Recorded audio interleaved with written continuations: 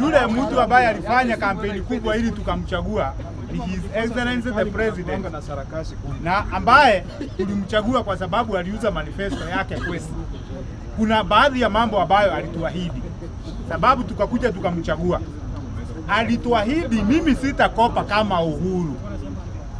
For the 2 years that he has been in that office, amechukua 3.5 trillion. Ni kweli ama si kweli? Kweli. Evidence oh, just relax bwana. I'm talking bwana. I'm talking about the president, His Excellency Dr. Members, please. Tuko na agenda ya Kenya si mlima.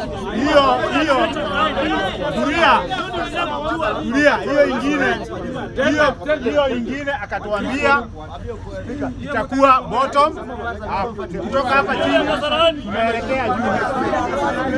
Akatuambia tumchague, nyinyi wote mtagua kazi. Mama mboga, makanga, dereva na wengine. Na hata fix economy. Ni kweli? Na wako kazi wanaendesha bodaboda. Wewe nimekujua na ninakuona ukizurura hapa. Wewe uko kazi. Wewe hii serikali haijakusaidia. Ni kweli? Sai unajua sai wale watu wengi hawako kazi kusema ukweli. Na zile viwanda vilikuwa Kenya sasa hivi vinafunga because of tax. And to the best of my knowledge, there is no single state or country in the world ambayo imekuwa kwa kuweka ushuru kwa watu wake. Ile pesa unataka kudevelop economy na pesa ile iko mfuko ya raia ama citizen. Niambie moja ambayo in the whole world ambayo imejenga economy yake kwa tax. One.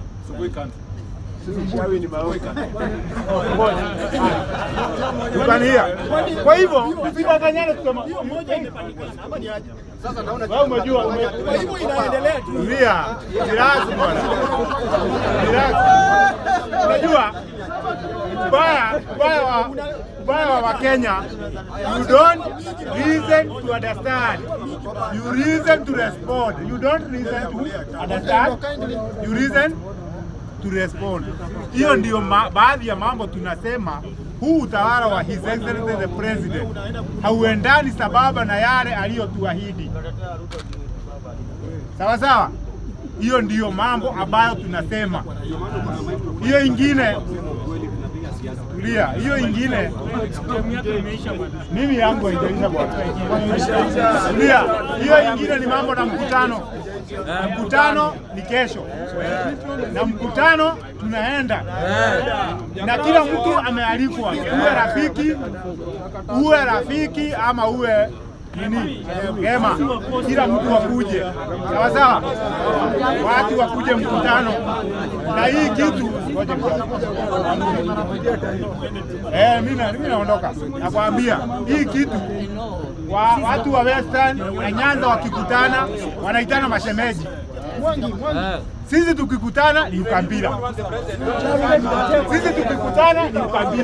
Hivi mkikutana mashemeji wamekutana. Mashemeji ndio lakini sisi tukikutana tunakwambia ni ukabila. Sisi hatuna ukabila kwa yeyote. Sasa